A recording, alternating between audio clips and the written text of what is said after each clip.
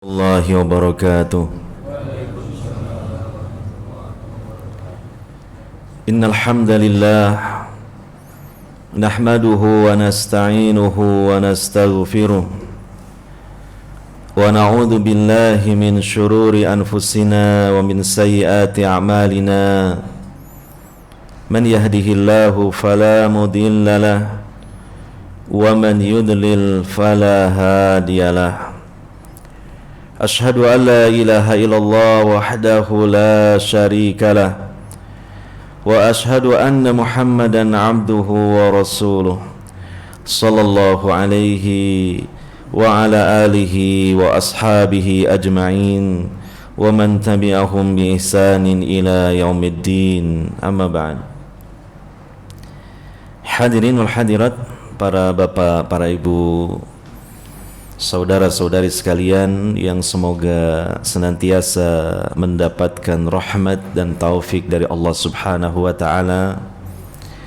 Alhamdulillah, di kesempatan subuh di hari ini ternyata kita masih hidup di dunia ini karena memang itu merupakan takdirnya.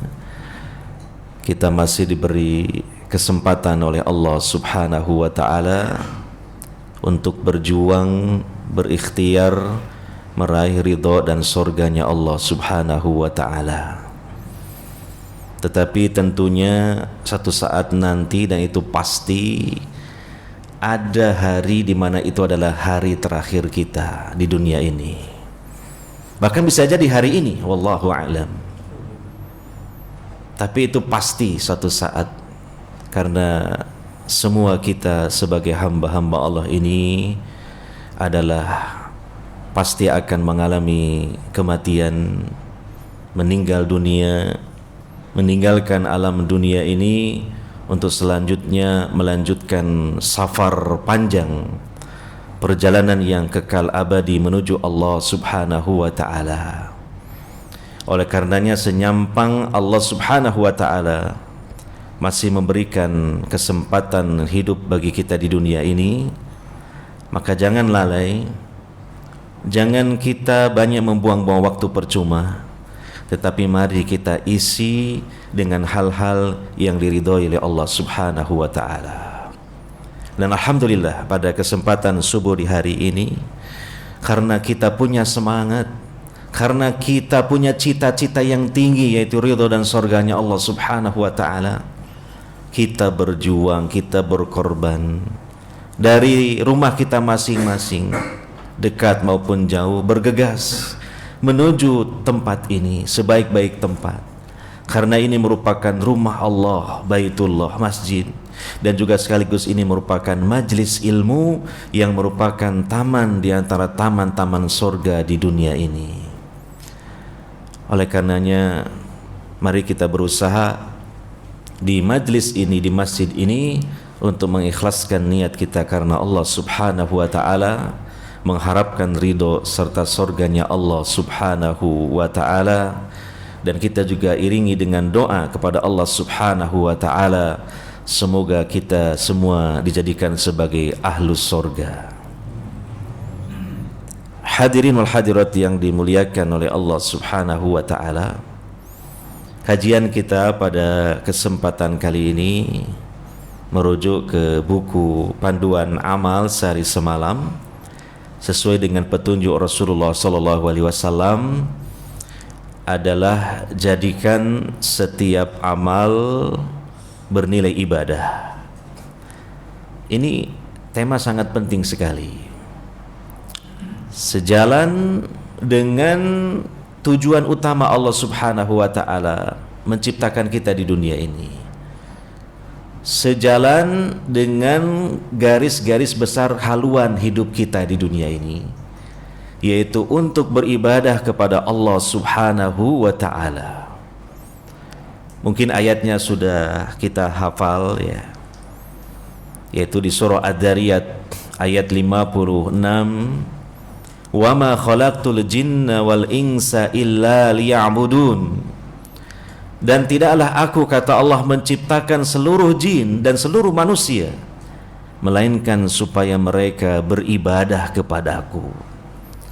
Jangan dilupakan ayat ini, karena ini merupakan pedoman dalam hidup kita di dunia ini, orientasi dalam hidup kita di dunia ini.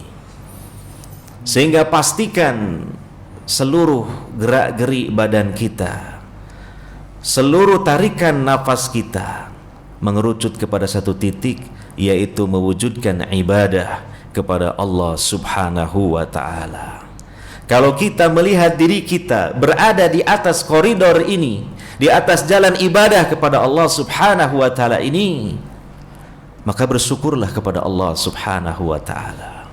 Pujilah Allah Subhanahu wa ta'ala dengan sebanyak-banyaknya, bahwa Allah Subhanahu wa ta'ala mencintai kita, bahwa Allah Subhanahu wa ta'ala menyayangi kita.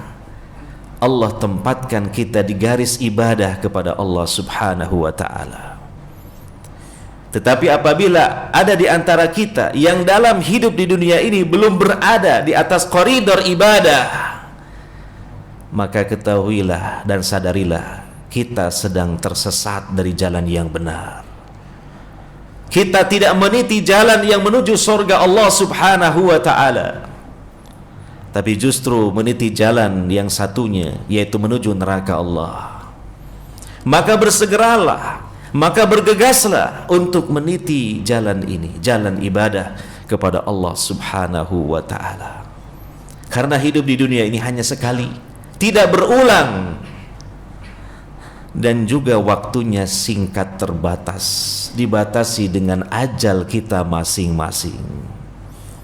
Dan bagi kita yang telah berada di atas koridor ibadah kepada Allah Subhanahu wa ta'ala, lanjutkan terus perjuangan ini, jangan berhenti sebelum nyawa kita dicabut oleh Allah Subhanahu wa ta'ala, sebelum nafas kita berhenti. Karena ibadah kepada Allah Subhanahu wa ta'ala itu bukan semusim, bukan sesaat, tapi sepanjang hayat di kandung badan, selagi kita dalam hidup di dunia ini. Allah menyatakan dalam Al-Quran surah Al-Hijr ayat 99, wa'bud rabbaka hatta ya'tiyakal yaqin, beribadahlah engkau kepada Rabb engkau Allah Azza wa Jal, sampai datangnya kematian menghampiri engkau, sampai datangnya al-maut, kematian. Ya. Itulah batasan akhir di dalam kita berjuang beribadah kepada Allah Subhanahu wa ta'ala. Maka mari kita selalu ingat hal ini, dan kita selalu mengingatkan di antara kita semua.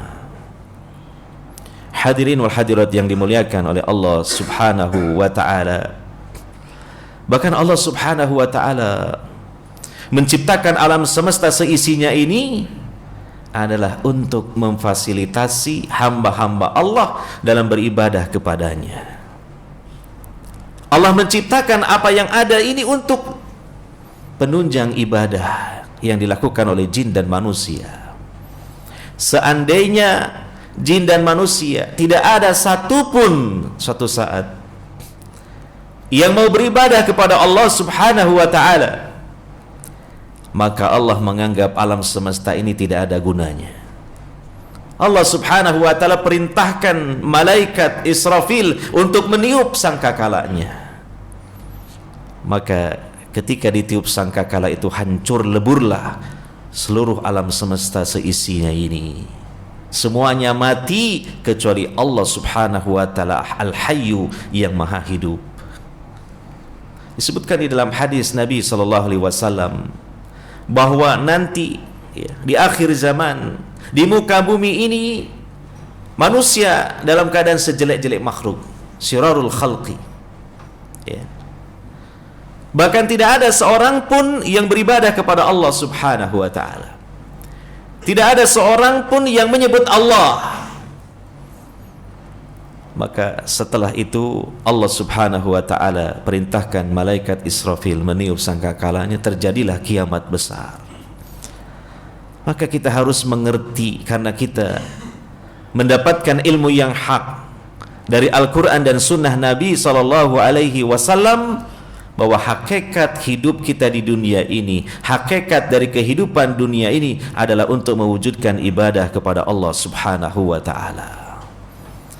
Sekali lagi mari kita berjuang dan berdoa kepada Allah Subhanahu wa taala, dan diiringi dengan ikhtiar berupa menuntut ilmu, terus menuntut ilmu agama dan juga mengamalkannya, dan berdoa kepada Allah Subhanahu wa taala supaya kita dijadikan sebagai hamba-hamba Allah yang istiqomah dalam beribadah kepada Allah Subhanahu wa taala. Ketahuilah bahwa istiqomah dalam beribadah kepada Allah Subhanahu wa taala itu sampai mati, bukan sampai detik ini, bukan sampai hari ini, kalau memang hari ini bukan hari terakhir kita. Istiqomah itu ibadah kepada Allah sampai detik terakhir kita, sampai hari terakhir kita. Maka jangan tergesa-gesa kita bangga diri dulu bahwa kita mengatakan alhamdulillah saya istiqomah dari dulu sampai sekarang ibadah pada Allah. Belum dikatakan istiqomah, karena kita belum memastikan bahwa detik ini adalah detik terakhir kita. Istiqomah itu seseorang di atas Islam, di atas iman dan ibadah kepada Allah Subhanahu wa taala sampai hembusan nafas terakhirnya di dunia ini. Oleh karenanya masih menyisakan di dalam hati kita kecemasan, masih menyisakan di dalam hati kita kekhawatiran apabila Allah Subhanahu wa taala mencabut hidayah dari hati kita sebelum nyawa kita dicabut oleh Allah Subhanahu wa taala, yang mana sebelumnya kita sudah mendapatkan hidayah sekian lama. Makanya kita ungkapkan kekhawatiran ini melalui doa kepada Allah Subhanahu wa taala, memohon kepada Allah Subhanahu wa taala supaya kita jadikan sebagai ahli istiqomah.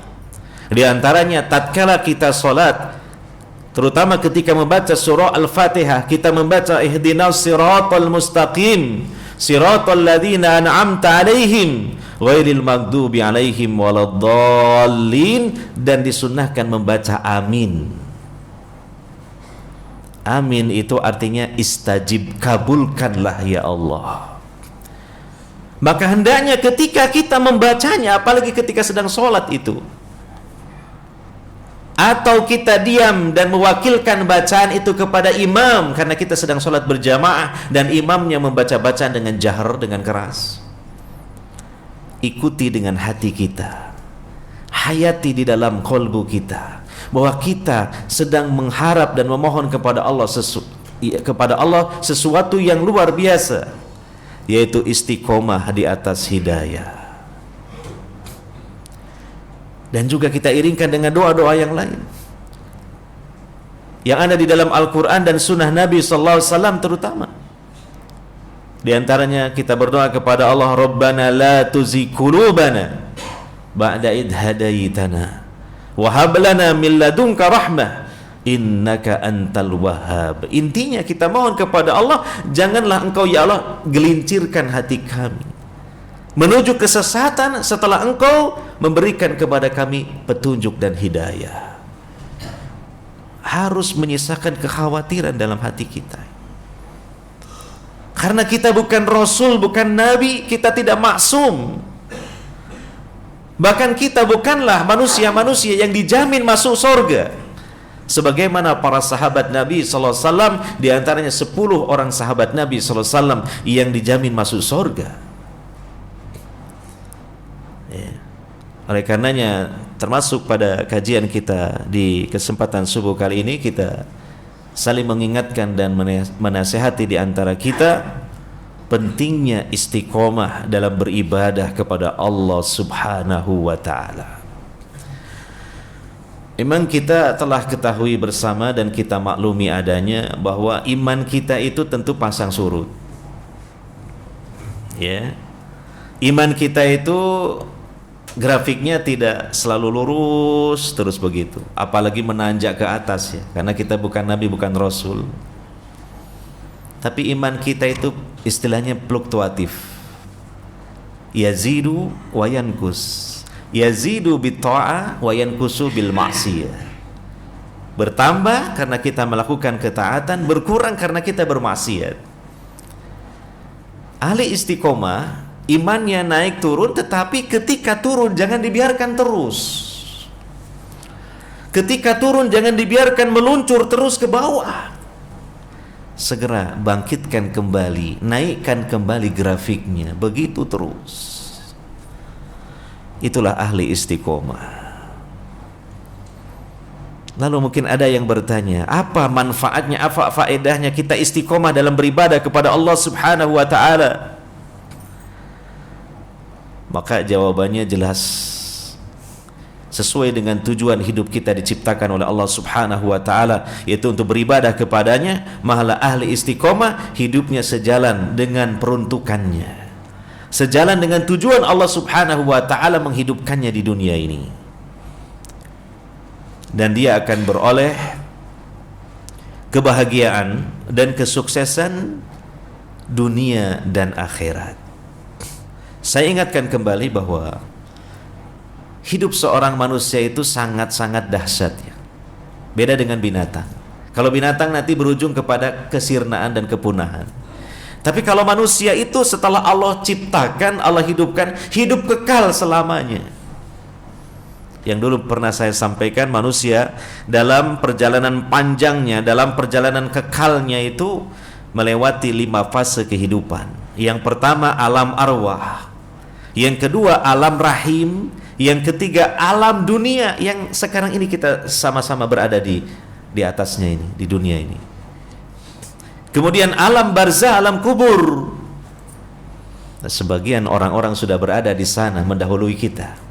Mungkin kedua orang tua kita, mungkin saudara kita, mungkin teman kita. Apalagi pas kemarin, pas Covid itu banyak yang berangkat ke sana. Ternyata takdirnya kita tidak termasuk yang berangkat ke sana, belum waktunya. Tapi hendaknya ini kita jadikan sebagai bahan renungan. Karena pasti nanti kita akan menyusul mereka, berada di alam barzah, di alam kubur. Maka mumpung Allah Subhanahu wa taala memberikan kesempatan bagi kita hidup di dunia, gunakan dengan sebaik-baiknya untuk meraih mati husnul khotimah. Kemudian yang terakhir alam akhirat. Ya. Akhirat itu artinya yang terakhir, tapi jangan dipahami alam akhirat itu ada akhirnya, tidak. Alam akhirat itu alam yang akhir tapi tidak ada akhirnya. Dikatakan akhirat alam akhir karena itu merupakan fase terakhir dalam perjalanan kekal hidup seorang manusia. Ya. Nah, maka di alam dunia inilah yang disebut oleh para ulama alamul amal, ai alamul ibadah, alam di mana kita beramal, alam di mana kita beribadah kepada Allah Subhanahu wa taala. Dan kemudian di 2 fase setelahnya, yaitu alam kubur dan alam akhirat, itu disebut oleh para ulama alamul jaza, alam Allah memberikan balasan untuk kita dari amal dan perbuatan yang kita lakukan dalam hidup di dunia ini. Jadi di dunia ini alam amal belum ada balasan, di alam kubur, di alam akhirat alam tidak ada amal tapi balasan. Itulah yang disebut dalam surah Al-Fatihah Yaumiddin yang sering kita baca dalam sholat kita. Maliki Yaumiddin, Allah yang merajai hari pembalasan. Maksudnya alam kubur dan alam akhirat. Ya. Maka hamba Allah yang istiqomah di atas ibadah kepada Allah Subhanahu wa ta'ala, di alam dunianya dia istiqomah dalam beribadah kepada Allah Subhanahu wa ta'ala, maka di alam kubur dan akhirat, mulai dia meninggal dunia, mati, dia sudah mulai menuai hasil dari jerih payahnya dalam beribadah kepada Allah Subhanahu wa ta'ala, berupa kenikmatan-kenikmatan dan kebahagiaan-kebahagiaan. Di alam kuburnya, dilapangkan di alam kuburnya, diberi cahaya oleh Allah Subhanahu wa ta'ala, dan dibentangkan untuknya permadani surga, berhembuslah aroma harumnya surga, dan ditunjukkan kepadanya tempat tinggalnya di surga. Keterangan ini sebagaimana disebutkan dalam hadis sahih riwayat Imam Ahmad dari sahabat Al-Bara bin Azib. Dan juga dia ditemani oleh temannya yang menyenangkan. Dan ternyata temannya yang menyenangkan di alam kuburnya itu adalah amal kebaikannya. Ini kalau istiqomah di atas ibadah kepada Allah Subhanahu wa taala. Kemudian di alam akhirat dimulai dengan dikumpulkan dia di mahsyar dan seterusnya hingga sampai ke surga, tentu keadaannya lebih menyenangkan dan lebih membahagiakan lagi. Oleh karena itu disebutkan dalam satu riwayat, adalah sahabat Utsman ibni Affan radhiyallahu an, apabila beliau melewati kuburan, beliau berhenti sejenak. Kemudian di situ beliau merenung, setelah itu beliau menangis dengan tangisan yang cukup keras. Maka teman yang mendampinginya terheran-heran, lalu bertanya kepada Utsman bin Affan, "Kenapa, wahai Utsman bin Affan? Aku perhatikan kalau engkau melewati kuburan, engkau berhenti, engkau merenung, kemudian engkau menangis." Kata Utsman bin Affan, "Bukankah alam kubur ini adalah suatu alamat, suatu pertanda tentang nasib manusia di akhirat? Kalau seorang manusia di alam kuburnya sudah menderita, mendapatkan siksa kubur, perjalanan setelahnya lebih mengerikan lagi. Dan kalau seseorang di alam kuburnya sudah mendapatkan kenikmatannya, perjalanan setelahnya lebih membahagiakan lagi. Maka aku takut akan hal itu, maka aku menangis." Bayangkan, ini sekaliber Utsman bin Affan, salah satu dari khulafa ar-rasyidin, menantu Nabi SAW 2 kali karena menikahi 2 putri Nabi SAW secara berurutan. Makanya beliau digelar dengan Dzun-Nurain, dan beliau salah satu dari 10 sahabat yang dijamin masuk surga.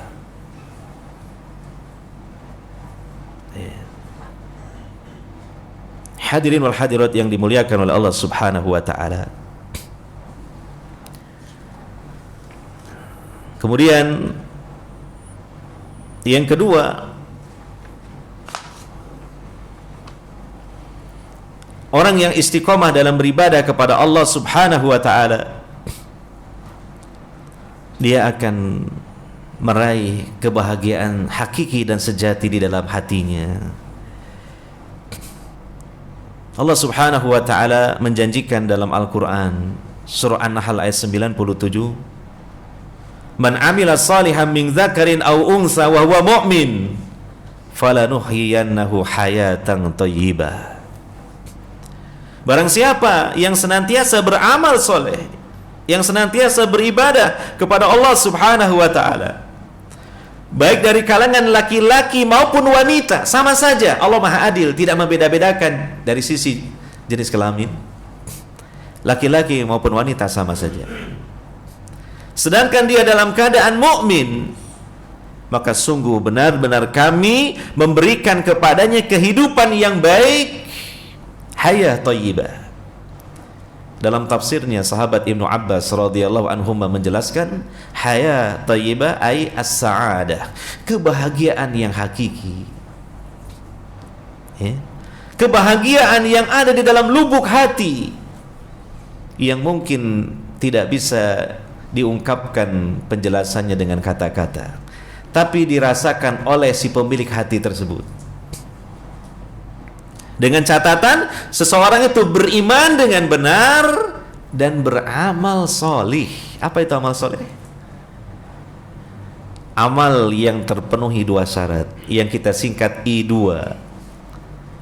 I pertama, ittiba'us sunnati Rasulillah sallallahu alaihi wasallam, mengikuti tuntunan Rasulullah sallallahu alaihi wasallam. I yang kedua, ikhlasulillahi ta'ala, dalam melaksanakannya ikhlas karena Allah Subhanahu wa ta'ala. Maka pasti membekas dalam jiwanya, Allah memberikan kebahagiaan yang hakiki.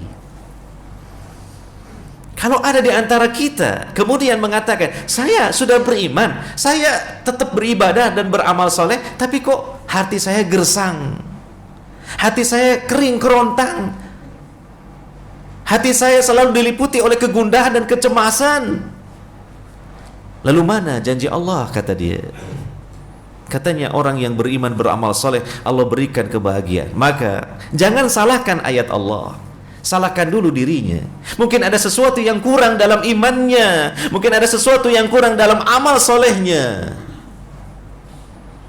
imannya ada kekeliruan-kekeliruan, karena dia masih sedikit ilmunya tentang iman, pemahamannya tentang iman. Dalam beramal juga ternyata banyak belum memenuhi kriteria soleh, karena mungkin dua syarat tadi belum terpenuhi. Mungkin dia ikhlas, tapi ternyata amalannya tidak sesuai dengan tuntunan Nabi SAW. Amalannya bid'ah. Atau mungkin amalannya sesuai dengan tuntunan Nabi SAW, tapi sayang belum ikhlas. Atau mungkin ada suatu amalan yang bahkan dua-duanya belum terpenuhi. Lalu bagaimana Allah akan memenuhi janjinya, memberikan kebahagiaan di dalam hatinya? Maka hendaknya setiap kita muhasabah diri, introspeksi diri kita sendiri. Yang jelas, apabila kita memenuhi sebagai hamba yang beriman dan senantiasa beramal soleh, di antara keutamaannya Allah masukkan ke dalam relung-relung hati kita kebahagiaan yang hakiki. Karena itu janji dari Allah Subhanahu wa taala, hayat thayyibah.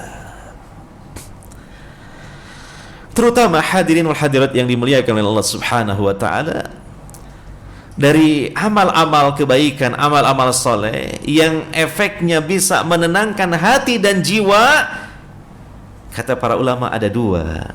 Yang pertama, zikrullah. Allah menyatakan dalam Al-Quran, ala bidzikrillahi tatmainnul qulub. Ketahuilah, sesungguhnya dengan zikir kepada Allah hati menjadi tenang. Lalu ada yang beranggapan, Pak, saya kalau hadir di majlis taklim mesti saya ngantuk. Kenapa? Mungkin ini keutamaan dari majlis ilmu. Karena majlis ilmu, kata para ulama, majlis zikir yang paling utama. Saya kalau setiap hadir di majlis ilmu mesti ngantuk, bahkan sampai tidur. Berarti saya sudah mencapai ketenangan. Keliru. Nah, yang tidur-tidur langsung bangun ini.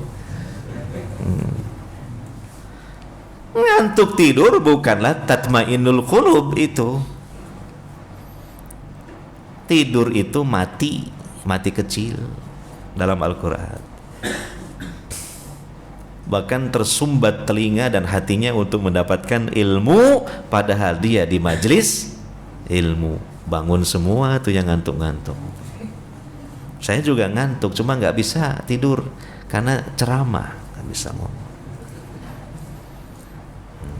Bukan itu maksudnya. Zikir pada Allah, termasuk salat itu zikir. Allah mengatakan dalam Al-Quran, aqimis sholata li dzikri. Tegakkan salat untuk mengingatku. Maka efek dari salat itu tenang hati, bahagia. Asalkan salatnya ikhlas, sesuai tuntunan Nabi, dan khusyuk. Ya. Makanya salah satu yang diungkapkan oleh Nabi SAW yang membuat beliau itu adalah menjadi bahagia, menjadi tenang, dan disebut dengan qurrata aini, kata Nabi, salat. Asalkan salatnya begitu. Demikian berzikir pada Allah Subhanahu wa taala dengan mengucapkan kalimat-kalimat thayyibah. Ada zikir pagi dan petang. Panjenengan semua sudah punya bukunya ya, semua? Kalau ada yang belum bisa japri ke saya, insya Allah tak kasih gratis, supaya saya juga dapat pahala. Silakan. Buku kecil, cuplikan dari kitab Hisnul Muslim, karya Dr. Sa'ad bin Wahab Al-Qahtani rahimahullah. Di situ ada bab dzikrul isbah wal imsa, zikir pagi dan petang. Masya Allah, ini amalkan. Dan diusahakan untuk khusyuk ketika membacanya, ketika mengucapkannya. Maka insya Allah di antara keutamanya memberikan bekas, hati akan menjadi tenang dan bahagia. Ini yang pertama, kata para ulama. Yang kedua, peduli kepada sesama, suka menolong orang lain, meringankan beban orang lain dengan ikhlas. ada kepuasan tersendiri di dalam hati setelah melakukannya. Menolong sesama makhluk Allah yang kesulitan, yang kesusahan, sesuai kemampuan kita. Lakukan dengan ikhlas. Dan gak usah diviralkan di medsos, gak usah. Khawatir itu ikhlas kita terfitnah. Cukuplah Allah yang maha mengetahui, melihat kita dan menjadi saksi. Kemudian kita sendiri dan orang yang kita tolong. Dan semoga itu menjadi tabungan kita di akhirat. Itulah yang memberikan bekas kebahagiaan di dalam hati. Iya.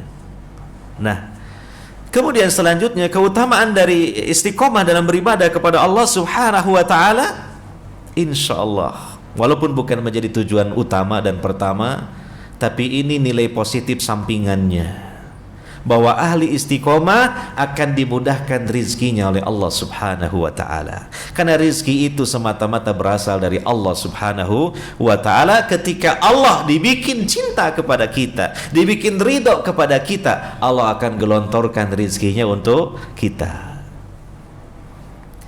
Dalam surah Al-Jin ayat 16, Allah menyatakan, wa allaw istaqamu 'ala tariqati la asqainahum ma'an ghadaqa. Seandainya mereka itu, yaitu jin dan manusia, istiqomah di atas jalan ini, jalan ibadah kepada Allah Subhanahu wa ta'ala, sungguh kami akan berikan kepadanya ma'an ghadaqa, air yang segar. Maksudnya rizqan wasi'an, rizki yang luas. Jangan khawatir. Iya, antum ibadah, ikut hadir di majelis ta'lim ini misalnya, iya, tunggu sampai selesai nanti, insya Allah nanti dapat sarapan gratis. Itu rizki dari Allah Subhanahu wa ta'ala. Ada ya? Jangan-jangan gak ada. Oh ada, insya Allah ada. Soalnya kemarin Pak Yudan sudah menginformasikan bahwa ada sarapan seperti biasa di masjid ini. Itu hakikatnya rizki dari Allah Subhanahu wa ta'ala, untuk orang-orang yang cinta ibadah kepada Allah Subhanahu wa ta'ala. Kemudian yang kedua, ini keutamaan istiqomah dalam ibadah yang paling hebat, dicatat atau setidaknya diingat-ingat. Dalam surah Fussilat ayat 30, Allah menyatakan, innal ladzina qalu rabbuna Allah tsumma istaqamu tatanazzalu alaihimul malaikatu alla takhafu wa la tahzanu wa abshiru bil jannati allati kuntum tu'adun. Sesungguhnya orang-orang yang berkata, Rabbana, wahai Rabb kami, orang-orang yang mengatakan Rabb kami adalah Allah, kemudian mereka istiqomah, maka turunlah para malaikat kepada mereka seraya mereka meneguhkan hati orang yang istiqomah sebagai kabar yang benar dari Allah Subhanahu wa ta'ala. Mereka diutus oleh Allah Subhanahu wa ta'ala untuk menyampaikan pesan Allah Subhanahu wa ta'ala. Mereka mengatakan, alla takhafu, jangan kalian takut, wala tahzanu, dan jangan kalian bersedih hati. Ini bukan perintah seperti kita memerintah di dunia ini pesan dari Allah. Sehingga ketika malaikat rahmat menghampiri seseorang yang istiqomah itu dengan mengatakan jangan kalian takut, jangan kalian bersedih, tiba-tiba setelah itu ahli istiqomah tidak takut lagi dan tidak bersedih hati lagi. Bahkan wa abshiru bil jannati allati kuntum tu'adun, bergembiralah kalian untuk mendapatkan sorga yang kalian telah dijanjikan dengan sorga itu. Perhatikan sebuah penafsiran dari ahli tafsir ya, yang sangat terkenal dan salah satu murid dari Ibnu Abbas radhiyallahu anhuma, yaitu Imam Mujahid. Beliau menafsirkan tentang ayat ini. Kata Imam Mujahid rahimahullah, yang dimaksud dengan Allah mengutus para malaikat, malaikat rahmat, kepada ahli istiqomah itu ketika menjelang kematiannya. Semua kita pasti akan mengalami kematian. Dan Nabi SAW mengatakan, wa inna likulli mautin la sakarat. Bagi setiap kematian ada sakaratnya. Sakarat itu artinya mabuk. Itu adalah saat-saat yang paling genting yang dialami oleh seorang manusia. Itu adalah saat-saat yang paling mencekam yang dirasakan oleh seorang manusia, yaitu tatkala mendekati kematiannya, ketika naza, sakarat dia, maka hatinya goncang, pikirannya kacau. Sampai-sampai ini dirasakan oleh Imam Al-Mubajjal Ahmad bin Hanbal rahimahullah menjelang kematian beliau. Sekelas Imam Ahmad bin Hanbal yang hafal 1 juta hadis dengan sanadnya. Dan dia adalah seorang pembela Ahlus Sunnah wal Jamaah. Tatkala beliau naza dan didampingi oleh putranya Abdullah, tiba-tiba Imam Ahmad mengatakan, "La, tidak." Lalu anaknya bertanya, "Wahai ayahanda, kenapa engkau mengatakan demikian?" "Aku tadi didatangi oleh syaitan dan dia mengajak kepada kekufuran, dia mengajak kepada kesesatan." Bayangkan sekelas siapa? Imam Ahmad bin Hanbal digoncang seperti itu menjelang kematiannya, karena memang itulah saat-saat terakhir setan untuk menyesatkan manusia. Setan mencelakai manusia, itu saat terakhir. Maka manusia dikerubuti oleh setan-setan.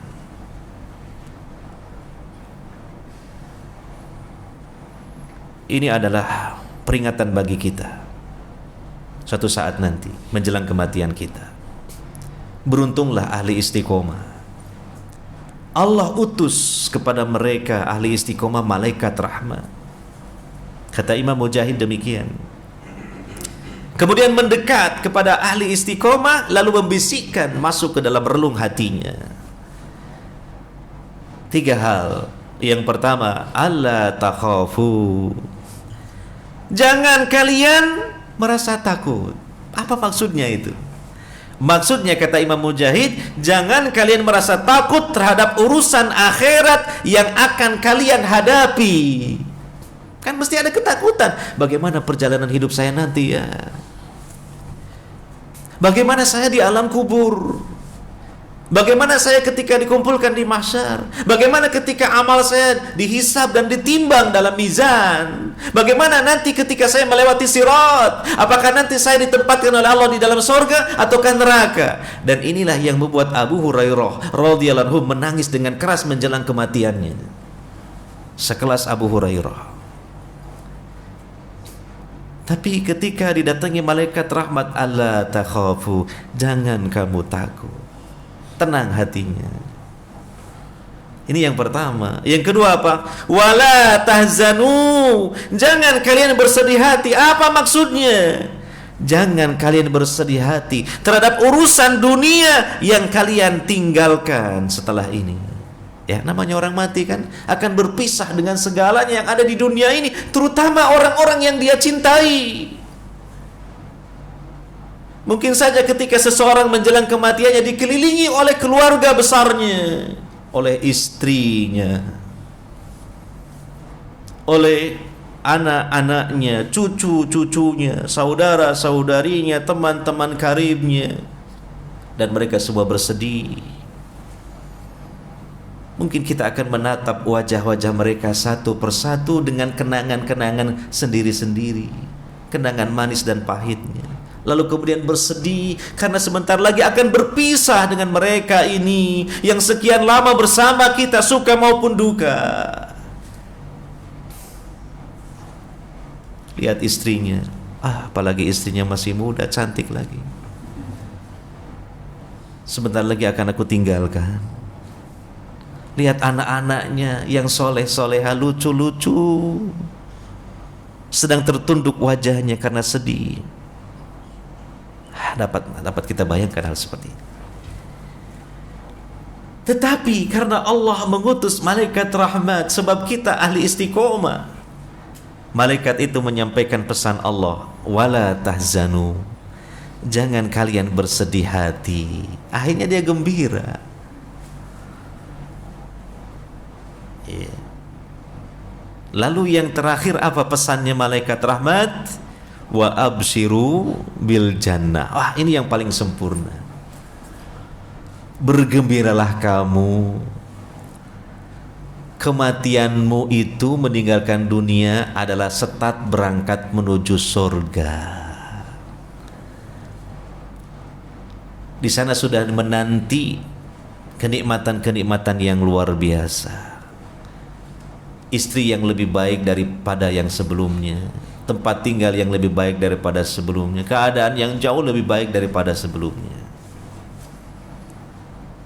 Akhirnya apa? Bergembira dia, tersenyum dia ketika dicabut nyawanya dalam keadaan tersenyum. Itulah tanda mati husnul khotimah. Kenapa? Setelah dapat kabar dari malaikat rahmat.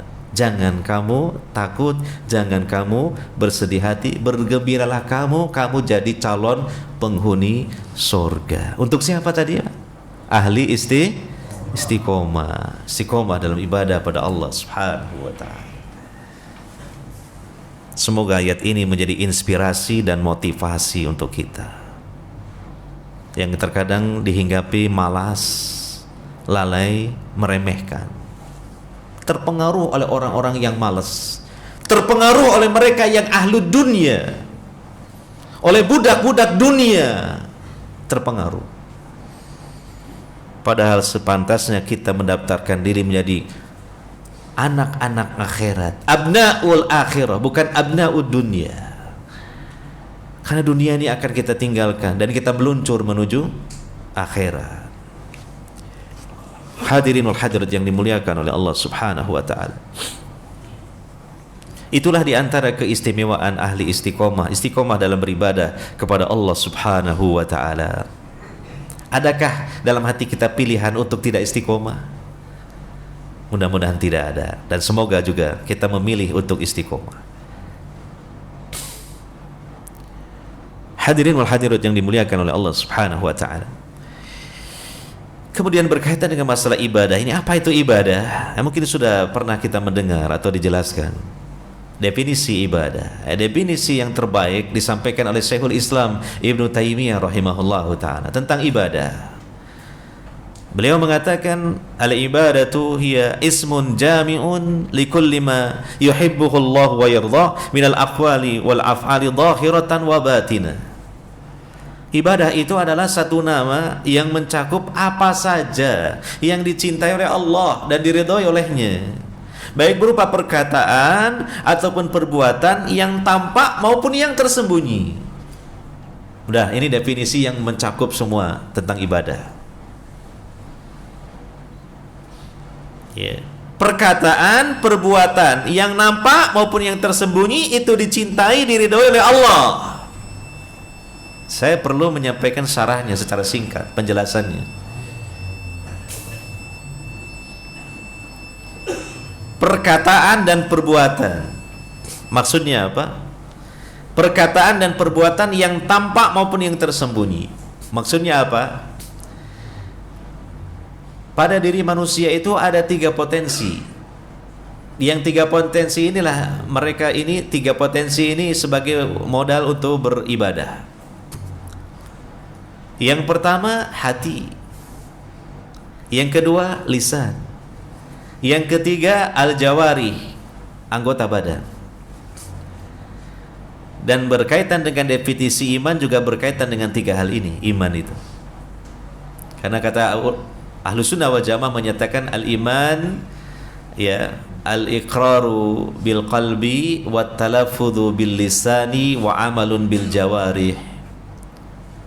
Iman itu penetapan dalam hati, diucapkan dengan lisan, dibuktikan dengan gerakan anggota badan. Maka 3 hal inilah tempatnya ibadah pada Allah Subhanahu wa ta'ala, berupa perkataan dan perbuatan. Nah, hati dia bisa apa? Bisa berkata dan beramal. Itu hati. Perhatikan. Lisan bisanya apa? Berkata. Anggota badan bisanya apa? Beramal. Jadi yang paling banyak amalnya siapa? hati. Bisa dua, bisa berkata, bisa beramal. Yang di dalam hatilah ini yang disebut dengan batinan, secara tersembunyi. Adapun zahiratan yang nampak adalah yang diucapkan oleh lisan dan berupa gerakan anggota badan.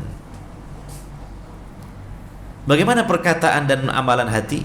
Perkataan hati itu adalah akidah, keyakinan. Tauhid. Kita beriman kepada Allah, kepada malaikat, rukun iman yang 6. Itu namanya hati berkata. Lalu bagaimana hati beramal? Contoh, ketika kita tawakal pada Allah Subhanahu wa taala, kita menetapkan ikhlas dalam setiap amal kebaikan. Kita berhusnudzon pada Allah Subhanahu wa taala. Itu namanya amal hati. Jadi lebih luas ini hati di dalam menghasilkan nilai-nilai ibadah, karena ada perkataan sekaligus juga ada perbuatannya. Nah, kalau lisan hanya berkata, ya, memberikan nasihat yang baik-baik pada orang lain, membaca Al-Quran, berzikir, mengumandangkan azan, muadzin, bergembiralah kalau ditunjuk jadi muadzin. Jangan, waduh kok aku alhamdulillah. Kemarin saya habis dampingi jenazah muadzin masjid saya, meninggal dunia di hari Jumat. Alhamdulillah, mudah-mudahan husnul khotimah. Karena muadzin itu nanti di akhirat akan dibangkitkan dalam keadaan lehernya panjang. Loh Pak, loh kok lehernya panjang? Ojo pakai akal sekarang di dunia ini. Ini Allah mengistimewakan para muadzin. Dia memberitahu kepada kaum muslimin waktu sholat sudah datang. Dan dia mengajak kaum muslimin untuk sholat, terutama laki-laki sholat jamaah di masjid. Bayangkan, dia perintis. Dan biasanya muadzin itu dia paling duluan hadir di masjid, jarang yang terakhir. Lucu kalau terakhir. Biasanya paling duluan dia datang ke masjid. Kadang mendahului imamnya. Memang syukuri itu salah satu andalan untuk di akhirat kita. Ini amalan lisan yang baik. Dan setiap amal yang baik Allah angkat sampai ke haribaan Allah, menuju arasnya Allah, menuju Allah Subhanahu wa taala.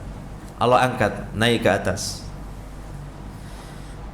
melewati lapisan-lapisan langit, menuju Allah Subhanahu wa taala.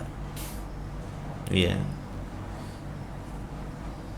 Kemudian yang ketiga, amal anggota badan, ya, gerakan anggota badan. Menolong orang, bekerja, cari nafkah untuk menafkahi keluarga, ikhlas karena Allah. Dan kalau kita ingin tahu contohnya, tiga amalan tersebut yang dilakukan bersamaan, amalan hati, perkataan hati, ucapan lisan, anggota badan bergerak, apa contohnya? Sholat. Itu semuanya ada. Sholat itu. Makanya sholat ini termasuk ibadah yang sangat agung. Yeah.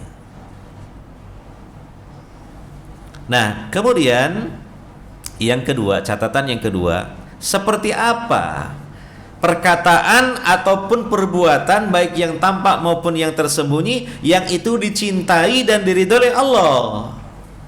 Jawabannya adalah perkataan perbuatan yang pertama ittiba'ur Rasul sallallahu alaihi wasallam, yang kedua ikhlasulillahi ta'ala tadi.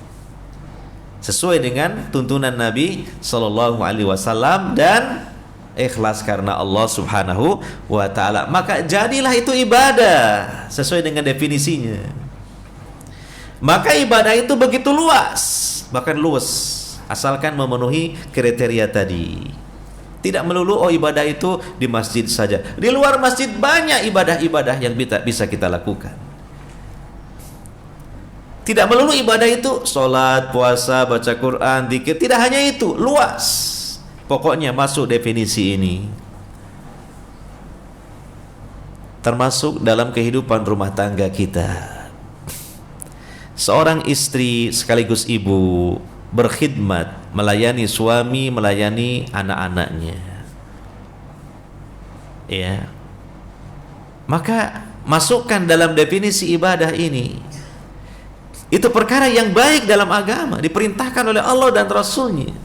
Maka laksanakan dengan ikhlas karena Allah, bukan semata-mata karena suami, bukan semata-mata karena anak, tapi semata-mata karena Allah Subhanahu wa ta'ala, maka menjadi ibadah yang tentunya mendatangkan pahala dan juga nanti akan menjadi kuat di dalam melaksanakannya.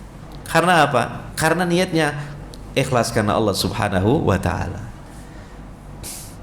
Mungkin saja ada sebagian istri atau ibu ini menggerutu gitu karena merasa beratnya beban dan tugas-tugas di rumah ini, seakan-akan tidak ada habis-habisnya, iya tak?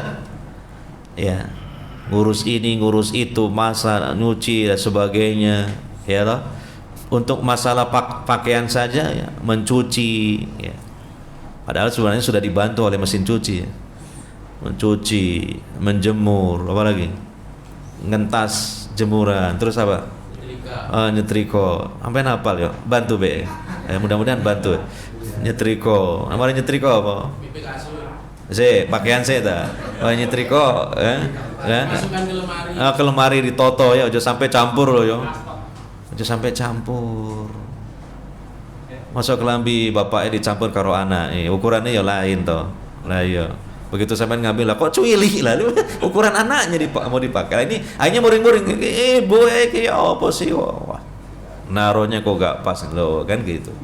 Ya jangan begitulah, ya, gak usah marah. Kan mungkin istri kita capek, tapi bagi istri gak usah menggerutu, mengeluh gitu. Wah, gak enak jadi wong wedok itu. Loh, jadi gak enak jadi wong wedok terus kepingin jadi wong lanang atau gimana ya? Sedang wedok itu gak enak loh, awak dewe guys dikerjakan toh dikerjai sama wong lanang ya. Enggak usah begitu.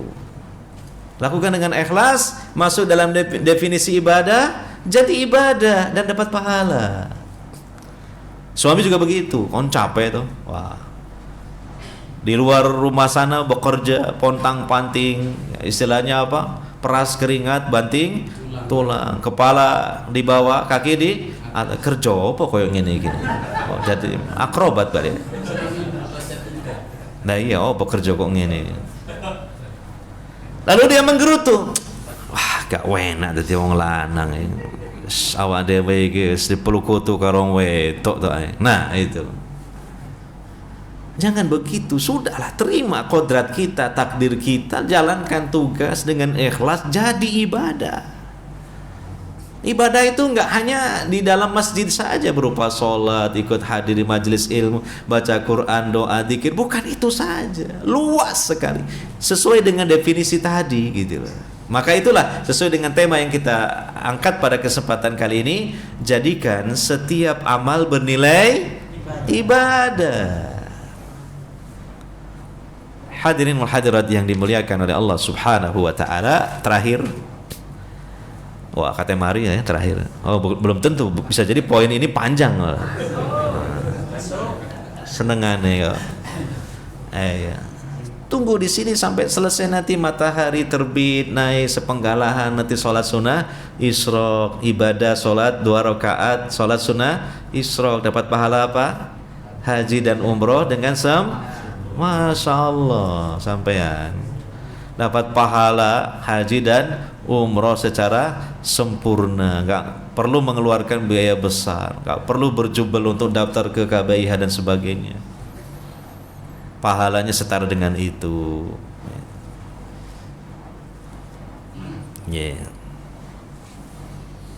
Kiat-kiat cerdas dalam beribadah ini penting, supaya mendapatkan nilai ibadah yang berkualitas, pahala yang berlimpah. Yang pertama, dicatat ya, di dalam hati terutama.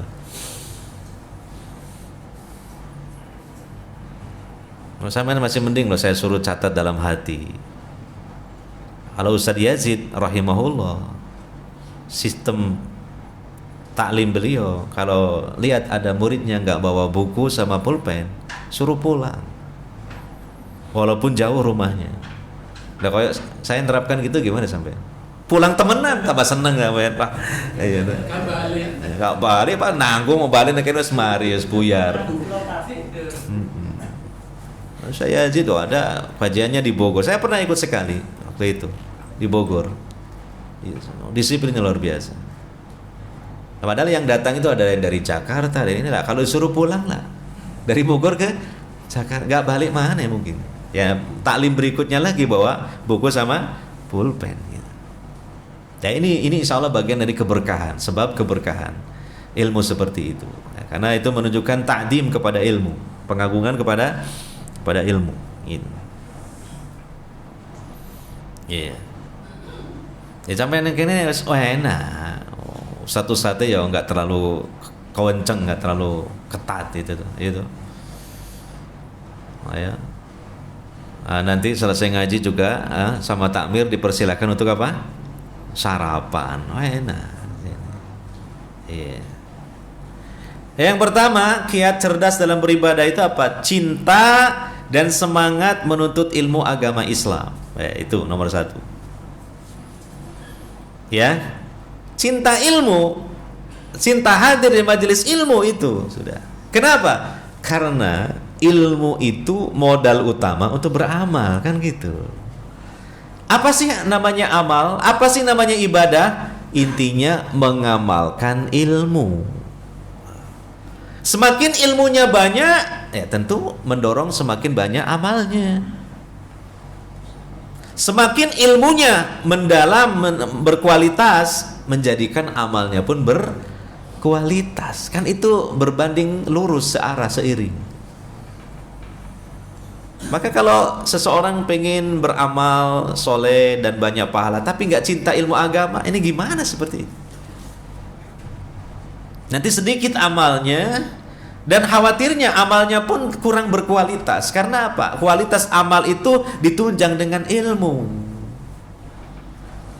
Makanya benar Nabi SAW mengatakan, man yuridillahu bihi khairan yufaqihu fiddin. Siapa yang Allah kehendaki seseorang menjadi baik, Allah fahamkan dia dalam agamanya.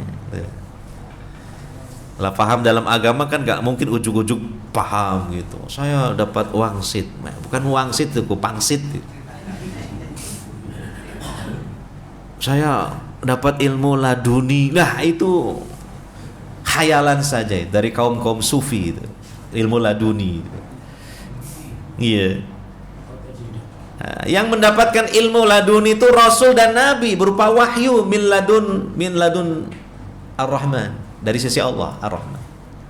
Kalau kita tidak seperti itu ilmunya, kita dengan cara belajar, kita dengan cara ta'allum tafaqquh fiddin, itu baru dapat ilmu. Iya. Yang kedua, kiat cerdas dalam beribadah, ya. Semangat menabung pahala supaya menjadi orang yang kaya raya pahala. Seperti kita nabung uang, kalau rajin nabung, apalagi yang ditabung sekali nabung besar, kan nanti gimana? Tabungannya banyak. Tapi kalau nggak rajin nabung, ya sedikit tabungannya. Anggaplah seperti itu, kita beribadah itu untuk menabung pahala. Nanti tabungannya baru kita buka kalau kita mati di alam kubur. Ya, modalnya apa? Dalam surah As-Sajdah ayat 24 modalnya 2, yaitu yakin dan sabar. Modalnya itu. Ya, nabung pahala modalnya apa? Yakin itu artinya apa? Ilmu. Sabar dalam mengamalkan ilmu. Maksud sampean gak kepingin jadi orang yang kaya raya pahala? Pengennya kok kaya raya harta saja, padahal juga kaya-kaya. Iya dong? Saya pernah mampir beli STMJ. Ternyata yang jualan STMJ itu omongannya banyak gitu, tapi sebagainya ada benernya. Dia mengatakan, "Kon niku apa sih kerja ngoyo-ngoyo? Saya ngoyo gak mungkin awamu iso nandingi kekayaan Raffi Ahmad," katanya. Loh kok gitu? Sok tahu lagi. Ya, artinya kekayaan di dunia ya itu untuk di dunia lah gitu kan. Tapi yang paling utama itu kaya pahala, supaya nanti kita di akhirat yang kekal abadi hidup bahagia dan sejahtera. Dengan sebab apa? Pahala yang banyak. Iya tak? Orang yang beriman itu pasti loh masuk surga. Tapi kan surga itu bertingkat-tingkat, ya. Nah, tingkatan surga itu seiring dengan banyaknya pahala ini. Dan tentu kita masuk surga itu pingin tingkatan yang paling tinggi. Kalau bisa bertetangga dengan Nabi Sallallahu Alaihi Wasallam. Jangan gak apa-apa aku surga paling ngisor gak apa-apa. Iya, sing penting masuk surga. Lah, cita-citanya akhirat ini kok rendah sekali tuh ya. Wong sampean di dunia aja cita-citanya tinggi. Aku pengen gaji sakmene. Pengen duwe apa? Rumah yang nggak cukup satu. Terus apa lagi? Oh ya mesti ngono. Nyong wes batin nyong.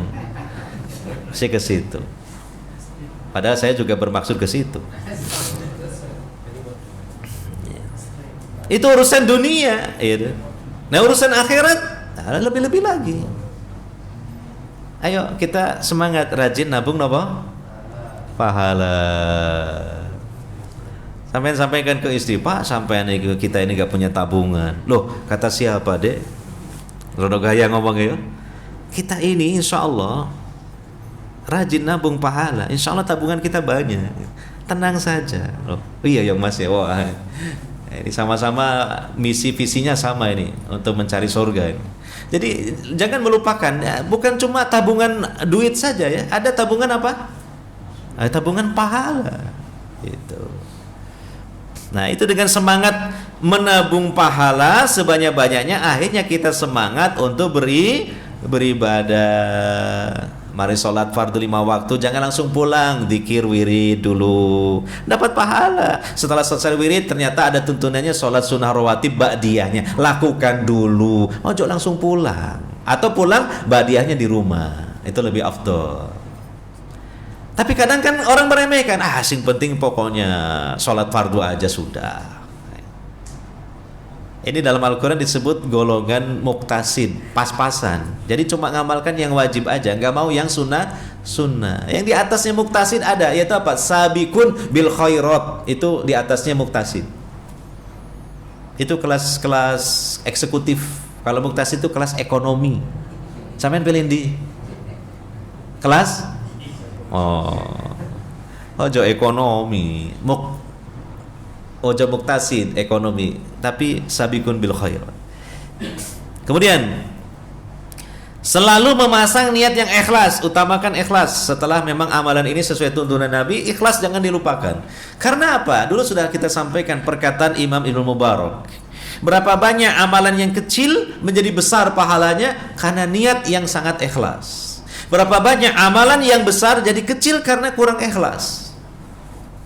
Jadi amalan itu pahala besar kecilnya bukan semata-mata amalan itu sendiri, tapi juga bergantung kepada keikhlasan. Iya. Ada seorang wanita yang profesinya berzina, bertemu seekor anjing yang kehausan. Dia merasa kasihan, kemudian karena Allah dia mencari air, ketemu sumur, lalu dia copot sepatunya, turun ke sumur, diambil air pakai sepatunya. Setelah naik ke atas, dikasihkan air itu ke anjing. Anjing itu menjadi hilang haus. Maka apa? Allah merahmati wanita ini dan Allah ampuni dosanya. Kata Syekhul Islam Ibnu Taimiyah rahimahullah, kenapa wanita itu mendapatkan keutamaan seperti itu padahal amalannya kelihatannya sepele, cuma ngasih air, airnya pun juga gratis kok. Lalu yang ditolong siapa? Anjing. Amalannya kecil, tapi kok pahalanya besar? Karena tingginya nilai keikhlasan yang dilakukan wanita itu. Nah, ini penting untuk diperhatikan. Yang keempat, jangan meremehkan amal kebaikan meskipun terlihat kecil. Selagi kita bisa, lakukan. Nah, ini nanti pahalanya jadi banyak, karena yang kecil-kecil saja dilakukan, apalagi yang besar. Ya tak? Ya. Selagi mampu. Ustadz mari ceramah kok ketane pegel-pegel tat. Masuk. Ikhlas ya, karena Allah. Itu. Kamu bisa mijet kok, pinter mijet. Keluar dari masjid lihat sandal-sandal berserakan gak karu-karuan. Nah, dibereskan, ditoto. Hah? Locol, gomole. Gomole dipilih sing api. Digomole. Ditoto. Nah, ini kan amal kelihatannya remeh kan, kecil dah. Iya. Ini berapa banyak loh peluang-peluang untuk mendapatkan pahala, ya. Makanya Nabi mengatakan la tahqiranna minal ma'rufi syai'an walau antal ka akhaka biwajhin talqin. Jangan kamu meremehkan amal kebaikan walaupun kecil. Sekalipun kamu sekedar tersenyum di hadapan saudaramu. Senyumnya senyum sedekah.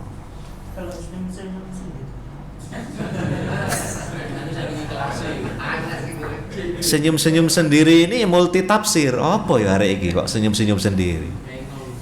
Macam-macam sebabnya. Biasanya sambil nyekel HP. Senyum-senyum sendiri itu. Memang senyum itu macam-macam. Saya juga dulu pernah nyeles. Ada senyum sales, ada.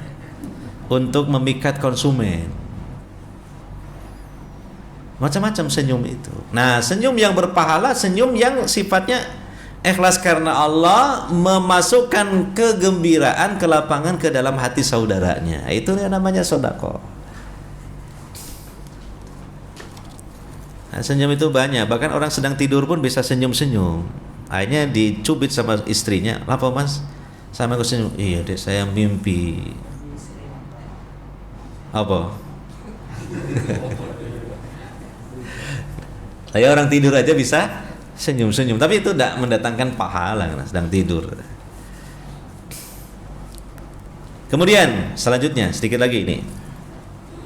Jam 6 kurang seperempat selesai insyaallah. Meniatkan amal-amal yang mubah untuk menyokong ibadah. Sepertinya pernah saya sampaikan dulu.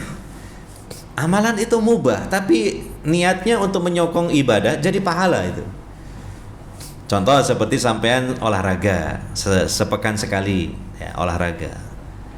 Ya, jalan-jalan, muter-muter perumahan di apa? Di Tawapi apa di? Ya, muter gitu. Ayo. Niatnya apa? Supaya badan sehat, seger, nanti ibadah tambah kuat. Ibadah tambah seger. Kalau ngaji gak gampang ngantuk. Itu.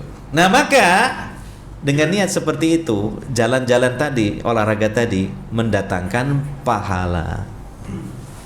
Bayangkan, nah ini karena ilmu ya. Jangankan amalan yang wajib, amalan yang sunnah, amalan mubah itu loh dapat pahala. Dari amalan mubah dapat apa? Dapat pahala. Ya ibu-ibu juga begitu. Senam, ya kan? Supaya badannya sehat, seger buger nanti untuk ibadah, untuk melayani suami, ya gitu kan? Supaya badannya bagus, menarik, cantik untuk kesenangan suaminya, itu pahala itu. Tapi mohon maaf ya, pilih senam-senamnya yang syar'i dong. Jangan yang umumnya ikut-ikutan orang-orang gitu. Jadi kita ini mikir senam apa joget ya? Diiringi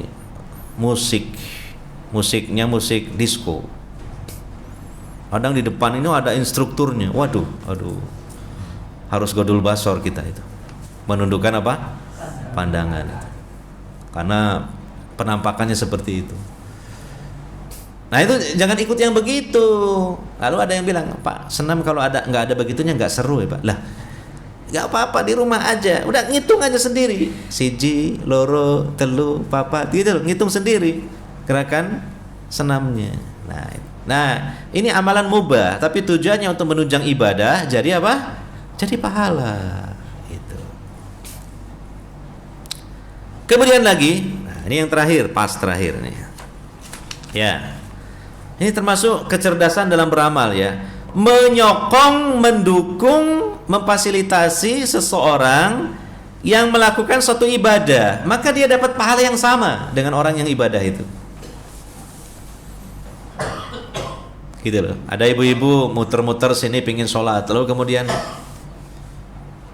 ada mukena nggak Pak ya? Saya mau sholat. Soalnya orangnya memang nggak menutup aurat secara sempurna. Kita carikan mukena, kita pinjamkan. Nah kita ini dapat pahala. Sebagaimana dia dapat pahala. Ini berdasarkan hadis yang dapat dipahami secara mafhum. Yang itu disebutkan juga oleh Imam Nawawi dalam kitab Riyadhus Shalihin bab fit ta'awun 'alal birri wat taqwa.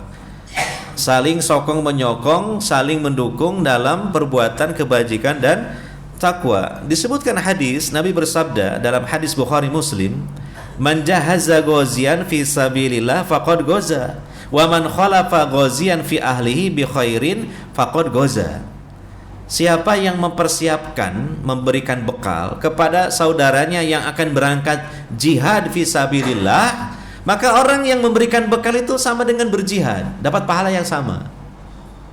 Dan siapa yang memberikan resiko atau menanggung nafkah bagi keluarga yang ditinggal oleh orang yang berjihad di jalan Allah, maka yang menanggung nafkah keluarganya ini dapat pahala yang sama dengan yang jihad. Ini disimpulkan oleh Ibnu Utsaimin rahimahullah diantaranya bahwa orang yang mendukung, memfasilitasi suatu ibadah, dia pun dapat pahala yang sama walaupun tidak ikut ibadah. Nah, ini kan luar biasa. Apalagi kita yang kebanyakan duit. Nah, kebanyakan duit. Mana sih kebanyakan duit ya?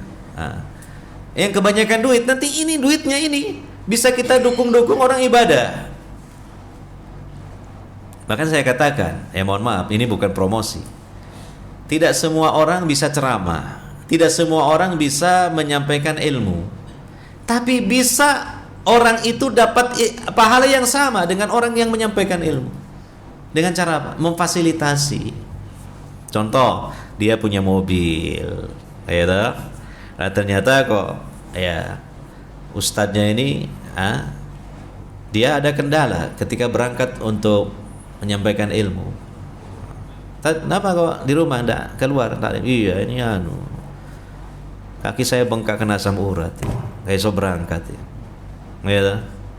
Oh gini aja, jenengan saya anternya pakai mobil saya, ya ke tempat untuk taklim, gitu loh. Waktu saya longgar, diantar sama dia. Bayangkan mobilnya mobil dia, sing nyupir yo, ya dia yang punya, sing bensinnya yo, dia yang punya gitu kan.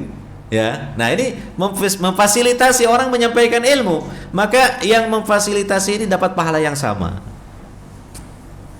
Ayo, ini saya menjelaskan untuk dibuka keran kebaikan ini, karena tidak mungkin diantara kita itu ada yang all round. Apa all round itu? Menguasai semuanya itu nggak ada kan gitu ya. Tapi dengan ini kaedah ini, insya Allah kita dapat pahala yang banyak sekali. Gitu loh. Ono konco, apa mau ngelamun? Iya, aku kate rabi, gak duit. Ya, kate rabi gak punya namanya uang. Terus gimana supaya kita dapat pahala nikah? Jangan sampai, wes awakmu gak usah rabi, aku ae. Loh, bukan gitu. Waduh. Itu ajaran siapa itu? Gitu, bukan gitu, tapi saya punya uang banyak nih, awakmu butuh piro, nah gitu loh, tak selangi ya, atau kasih aja, dikasih, gak usah dipinjemin, des iki sodakoh lah, hadiah kayak awakmu ini, itu biaya nikahmu dari A sampai Z-nya, tak tanggung, gitu loh, gak usah diomong-omong, awakmu nanti izin, apalagi sama mempelai putri. Ya, rahasia saja. Nah, kita kasih duit sesuai dengan keperluan. Nah, ini orang dapat pahala sama dengan orang yang nikah ini. Berdasarkan hadis tadi, kaidah tadi. Jelas ya? Jadi kita bisa mendapatkan pahala yang bermacam-macam walaupun kita tidak memiliki seluruh kemampuan, tapi ada kemampuan dalam sisi mungkin harta, tenaga, pikiran dan sebagainya, yang sifatnya mendukung, menyokong, memfasilitasi seseorang melakukan suatu ibadah. Begitu. Ini namanya kecerdasan dalam apa? beramal soleh dapat pahala yang berlimpah. Hadirin wal hadirat yang dimuliakan oleh Allah Subhanahu wa taala, mungkin ini yang dapat saya sampaikan pada kesempatan kali ini. Semoga menjadi ilmu yang bermanfaat untuk kita sekalian, dan semoga Allah Subhanahu wa taala menjadikan kita sebagai ahli istiqomah dalam ibadah kepada Allah Subhanahu wa taala, dan terakhirnya di akhirat semoga nanti kita dikumpulkan di surga Firdausnya. Subhanakallahumma wa bihamdika asyhadu an la ilaha illa anta astaghfiruka wa atubu ilaik. Wassallallahu ala nabiyyina Muhammadin wa ala alihi wa ashabihi ajmain. Walhamdulillahirabbil alamin. Wassalamu alaikum warahmatullahi wabarakatuh.